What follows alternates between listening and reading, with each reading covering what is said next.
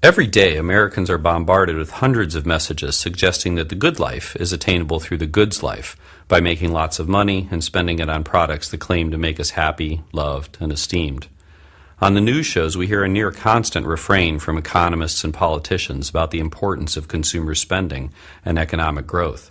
And around $150 billion are spent most years to embed consumer messages in every conceivable space, from TV shows and websites to public bathrooms and escalator handrails. Lately, marketers have even been paying actors to drop sales pitches into conversations in bars and city parks. But commercialization and consumerism also reach deeper, worming their way into people's psyches and encouraging them to organize their lives around higher salaries and owning more stuff. Unfortunately, this can come at a high price for the well-being of both people and the planet. Research consistently shows that the more that people value materialistic aspirations and goals, the lower their happiness and life satisfaction, and the fewer pleasant emotions they experience day to day.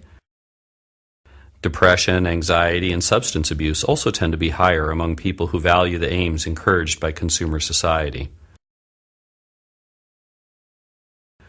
Strong materialistic values also influence our social relationships and thereby affect other people's well-being. Scientists have found that materialistic values and pro-social values are like a seesaw. As materialistic values go up, pro-social values tend to go down. This helps explain why people act in less empathic, generous, and cooperative ways when money is on their minds. When people are under the sway of materialism, they also focus less on caring for the earth. The same type of seesaw is at work here. As materialistic values go up, concern for nature tends to go down. Studies show that when people strongly endorse money, image, and status, they are less likely to engage in ecologically beneficial activities like riding bikes, recycling, and reusing things in new ways. Clearly, if we hope to have a happier, more socially just, and more ecologically sustainable world, then we need to develop ways to diminish the power of materialistic values in our personal lives and in society. Two basic principles for change can help frame the way forward. First, we need to understand what causes people to prioritize materialistic values. For instance, studies show that people focus more on material things when they feel insecure. So instead of buying a new handbag or power tool the next time you've had a blow to your self-esteem, consider a different coping strategy, like spending time with friends or taking a walk outside. Scientists also know that the more that people are exposed to the media, the more they prioritize materialistic values. A couple of ways to diminish the onslaught of consumer messages are to use ad block to hide ads on the internet or to hit mute when commercials play on TV. But these steps can only take us so far. We also need to get active and start to remove advertising from public spaces and from our children's schools so that people aren't exposed to materialistic messages so often.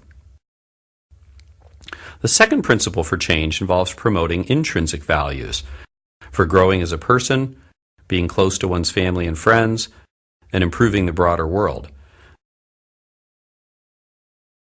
The research shows that intrinsic values not only promote personal, social, and ecological well-being, but can also act to immunize people against materialism. It's that seesaw again. As intrinsic values go up, materialistic values tend to go down. So part of the trick is to build a life that expresses your intrinsic values. That might involve spending more time with people you care about, finding meaningful work, even if it pays less, and taking part in volunteer opportunities for causes you care about. But again, changing our lifestyles is not enough. We also need to advocate for policies that promote intrinsic values. For example, countries like France and Bhutan have recognized that they can't only focus on GDP and other measures of economic growth.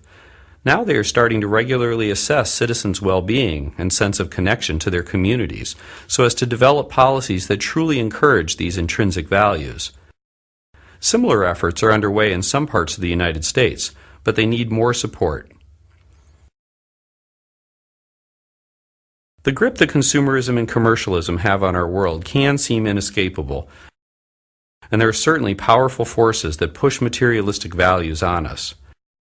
But by making changes in our personal lives and by working for broader societal changes, we can break the hold of materialism and be freer to live our intrinsic values. That, in turn, would help us to take important steps toward greater personal well-being, a more humane society, and a more sustainable world.